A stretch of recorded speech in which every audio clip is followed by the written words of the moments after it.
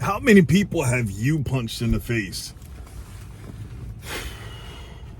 Me, that is a very long list of people that I've punched in the face, but it's not really the important part. The important part is who who were you close with, and what were the things that you've done? Because I know when I was young, I had my school friends or school associates. I'm talking about elementary school. We would trade Legos and all different types of things, and I would get in trouble for bringing toys to school. At Lincoln School in East Orange, New Jersey, which is now called uh, what was her name? The singer that then had her own Psychic Friends Network, Dionne Warwick. It's the Dionne Warwick Academy of something something. It used to be Lincoln School. They decided to change it to all the famous people, I think black famous people that lived in East Orange, whether it's Whitney Houston, what was the father from Good Times? I met him a few times when I used to get my hair cut. And it's a few other notable black people from East Orange. That's what they decided to do. But I think Cicely Tyson is from East Orange, New Jersey. Like that part is irrelevant. But yeah, I used to sneak Lego toys and stuff from home to Lincoln Elementary School. Then as I started to get older, going to middle school and then becoming a little bit older in the church, it was okay that my group collective was trying to figure out how do we walk the line of deepening our faith and also deepening ourselves with as many females as possible. Like, yeah, that was my early teen years, going around on church trips, being in hotels with a different female every night, and then preaching the gospel or having Bible study, different things like that. Christian Education Conference, that's what those were in the AME church, at least for me, and a few others, which a few of the people that I used to run with, they have churches now. They have congregations. And the reason why I got out is because I started to pay attention to myself in the mirror, also seeing beyond myself of what I didn't want to be. I didn't want to be a pastor that was sleeping with everyone in the church. It just wasn't a good look. So I could see that, and I saw that was the pathway that I was going down. So I abandoned that lifestyle, meaning the Christian lifestyle, and how I was doing, still trying to figure out, still trying to find myself. So high school, Plainfield High School, Plainfield, New Jersey. That was the next chapter in my life. The associates that I gained from there, it was the people I played high school football with. It was the chess club that I was a part of. It was the robotics team that I was a captain of. It was the dudes from the street that I was that I would run with and fight with, get shot at with. Then it was my crew of SOT that we were still trying to figure out ourselves, but the reason why we got close is because we wanted to go to Freaknik. That was a event in Atlanta, Georgia, where all types of debauchery and stuff was going on. That is the reason why we got close, because we wanted to go to Freaknik. We wanted to either have a car or van or something like that and go experience Freaknik. So So you can imagine if that's the reason why we got close, all of the wild and crazy things that we did over the years, like so many stories that that are not safe for work, not safe for anything except for something like a OnlyFans page. That would be about what that stuff would be worth. Or yeah, we're gonna move past that one. But just knowing that was the reason why we got close, we started to grow up and went in different ways. Some went in the military, some moved out of state, and I was still back in New Jersey trying to figure out who I was, who I wanted to be.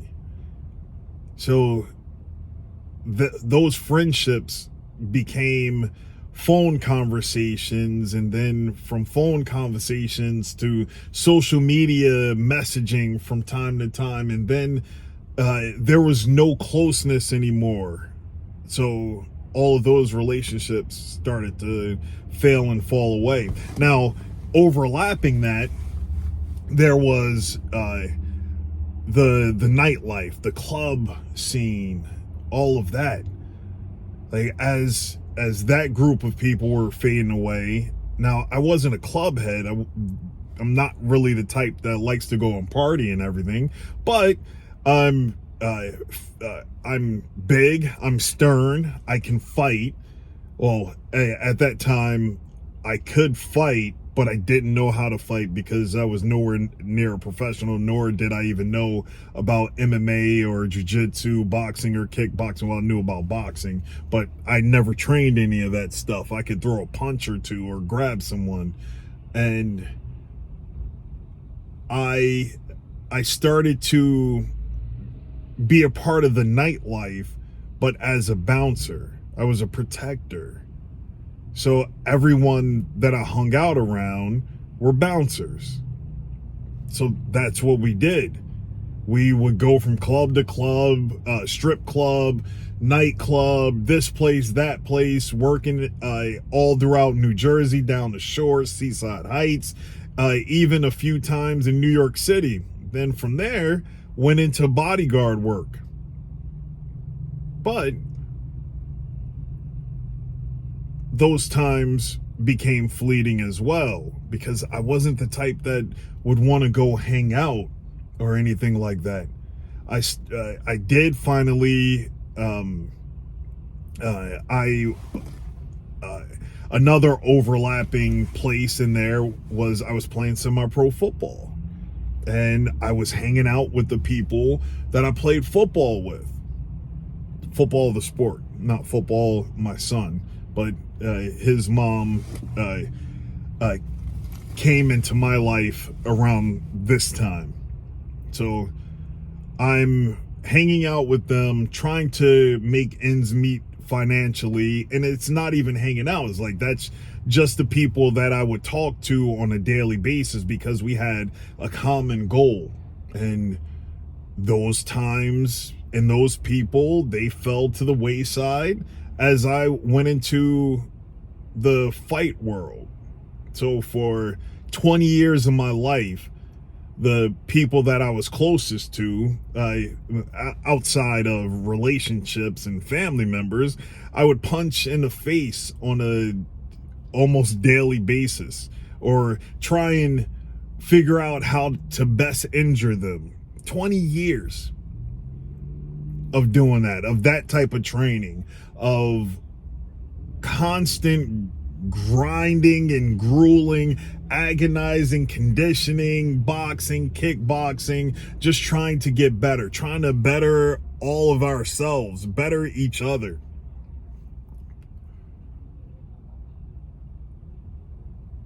Then January 7th, 2018 was the last time that I stepped in the cage. in the MMA cage. What was the guy's name? He had a rhyming name. He actually made it to the UFC. I believe he's still on the roster. What is that guy's name?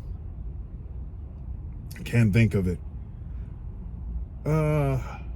Yeah, but his name rhymed. If you go look up my fight career, last guy that I fought, he's another one that made it to the UFC. And after that, well, even before that, when I was truck driving, I started to become a loner.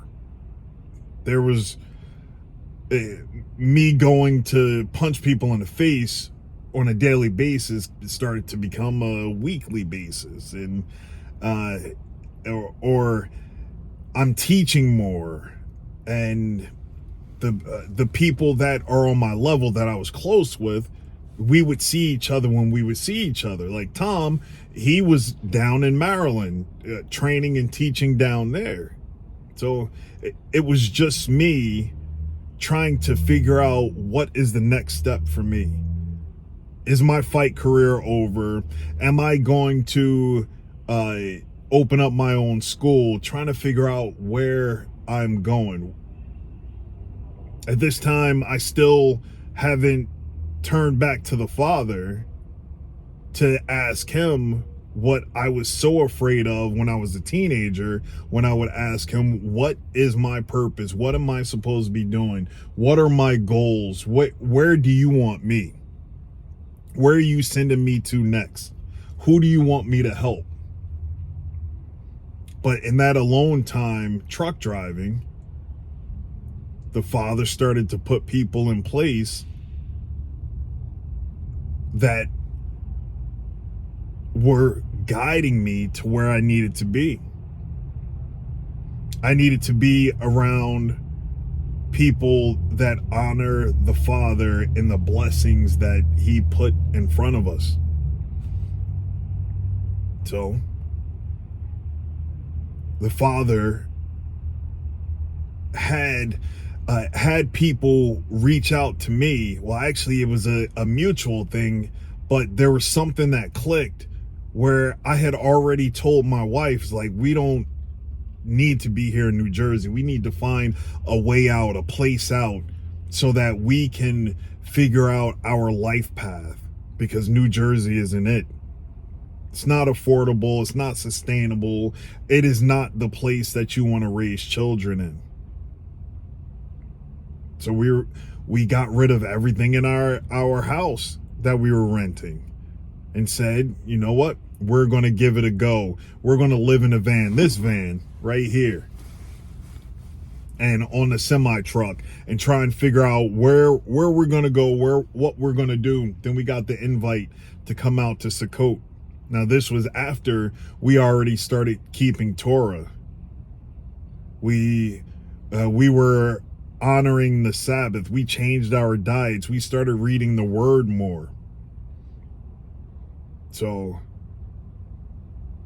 once we made that move to move out here, wasn't anybody to punch in the face anymore.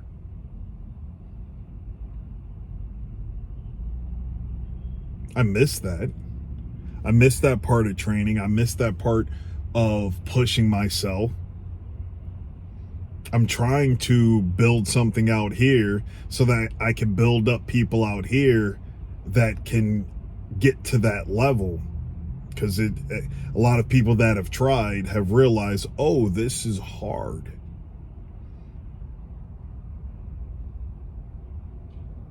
They're not ready for it. But it's my job to get them ready. That's why I was brought out here, amongst all these other different things that I do. The Father has a plan. So now it's going from trading Legos, being a womanizer, being a bouncer, protecting people, saving lives, punching people in the face for a living. And now is sharing the word with people. That's what I do. That's the example that I'm leading. I'm giving them all that I can, walking in faith and showing the light that the Father has put on me.